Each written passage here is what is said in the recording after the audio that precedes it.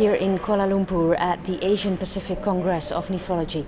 I've been talking to Professor Dr. Anders Terneus.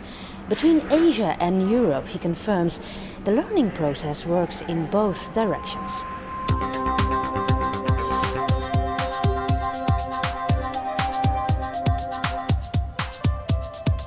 In regards to how you conduct research, the methodology, there are still learning opportunities for many Asian countries, such as in the area of evidence-based medicine, the understanding of this concept and how that translates into the very conduct of the research, as well as the need for conducting or running randomized controlled trials. However, and this very meeting here is a good example of that, there are also emerging learning opportunities for the West. So excellent research, excellent quality of research, new methodologies, new topics are brought forward here that are not really well understood or well known in the Western world.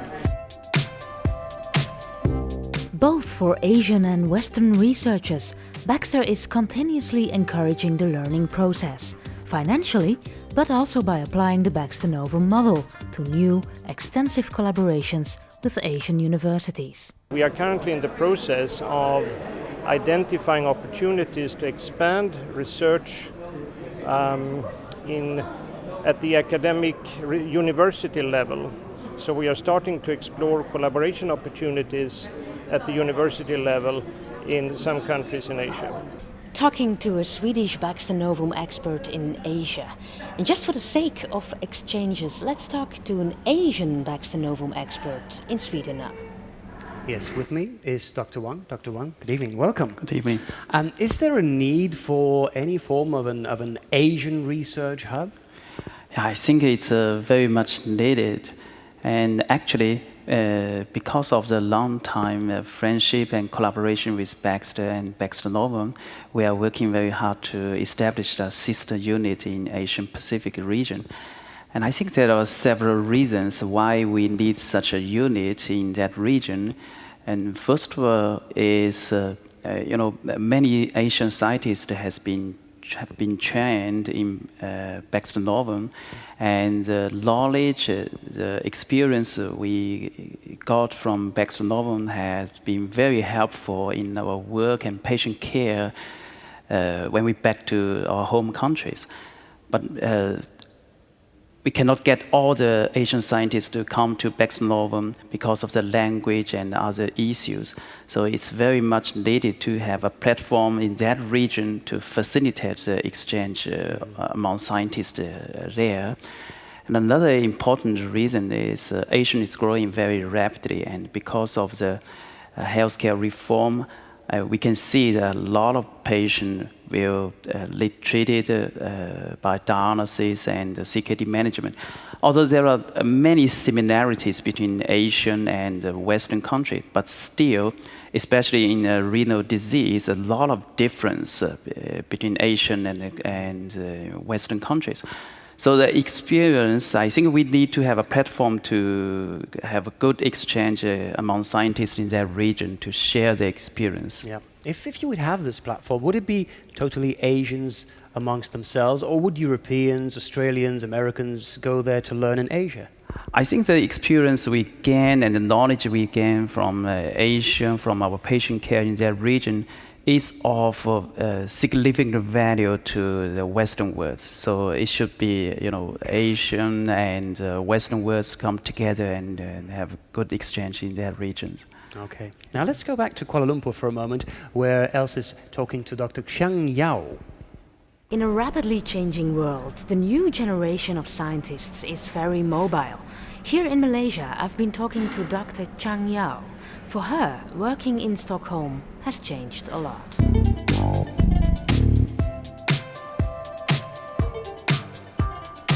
I think this kind of work really improved my thinking about the research.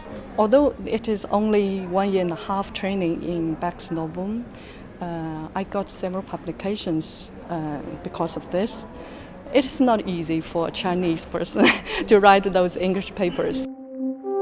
In Baxter Novum, I not only have the chance to complete my study, but also I have a lot of opportunity to communicate with others, the researchers around the world, and also those famous PD experts.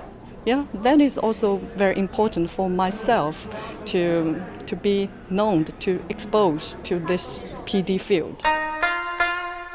When I was back, I worked with my colleague in Renji Hospital, and they told me that I changed a lot, not only for my attitude to the work, but also for the ways to search the way to solve the problem clinically and in that basic research.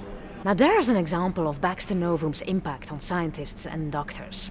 From the Convention Center in Kuala Lumpur, I am Els van der Ver, back to Stockholm. Now, Kyungpook University in the Korean city of Daegu has a problem because one of their most famous scientists is not there, because she's here with us, Dr. Sunny Park. Welcome, good evening. Now, could you take us briefly through the scientific research that you're doing right now here at Baxter Novum? About progression of chronic kidney disease.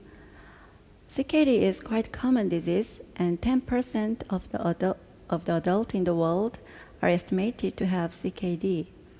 There are many risk factors associated with the progression of CKD, such as blood pressure, proteinuria, hypolipidemia, and smoking, etc. Among these, I'm interested especially about the gender effect and obesity in the progression of CKD. About gender, usually men have a more rapid progression in CKD than women. Hormonal differences is one of the factors that account for this phenomenon. And in the literature, androgen has a negative impact in the renal hemodynamics, inflammation, oxidative stress, renal fibrosis, and expression of renal nuclear receptor. However, estrogen could antagonize this androgenic effect in the kidney. So I suppose a triangle composed of estrogen, obesity, and CKD. On the left side of this triangle, estrogen has a positive impact on CKD progression. And also, on the right side of this triangle, estrogen is related to the obesity. And there are some evidences that show estrogen decreased the adiposity of the body.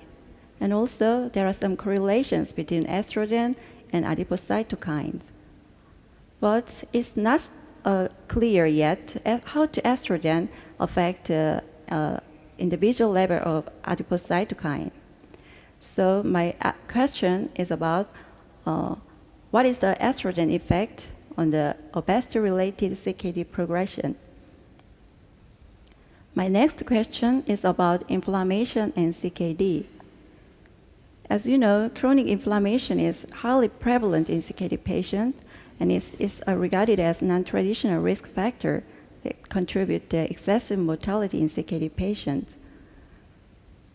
So I wonder whether chronic inflammation affects the progression of kidney disease in early stage of CKD patient, or anti-inflammatory strategies could retard the progression of CKD.